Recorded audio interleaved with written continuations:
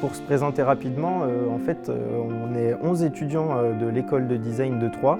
On a créé un collectif à côté de l'école dans lequel on travaille qui s'appelle le Label C.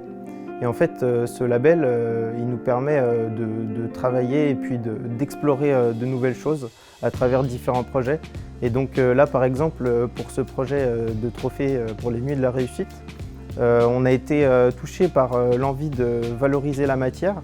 Et donc tout notre process de création de ces trophées, on l'a réalisé en interne et on a voulu que ce soit de la partie réalisation jusqu'à la matière finale, utiliser des matériaux avec le minimum d'impact en réemployant le plus possible et avoir comme ça à la fin un trophée qui soit intéressant pour tout le monde. L'idée de base de ce projet, c'était de s'inspirer de l'héritage et l'histoire de l'Aube. Donc par exemple, on a été très inspiré par les bâtiments qu'on peut trouver à Troyes, notamment les maisons à colombage. Ça nous a beaucoup aidé pour la manière dont on a conçu la matière. Donc on est parti de la chaux, qui était un matériau qui était utilisé à l'époque, ainsi que la craie, combinée au sable et avec de l'eau. Les matériaux utilisés proviennent de la région Champagne-Ardenne, et à l'aide de ces matériaux, on a pu constituer un matériau qui s'inspire de l'héritage au bois. Pour ce trophée, on a voulu créer un mortier. Ce mortier, on l'a moulé sous forme de briques, sous forme de monolithe. Et donc, quand on démoule notre trophée, on vient le graver avec différentes inscriptions. Donc, on a une partie avec le nom du trophée.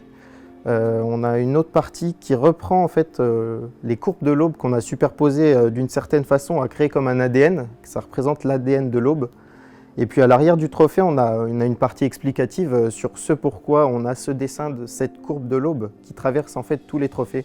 Donc cette courbe de l'Aube, on est venu la graver au laser et ensuite en époussetant, on enlève de la matière et on crée du relief.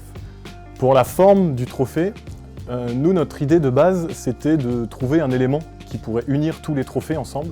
Et au moment où on vient les distribuer aux vainqueurs, on les sépare. Et l'idée qui est venue, c'était l'Aube, du coup cette rivière qui traverse le département et qui lui a donné son nom.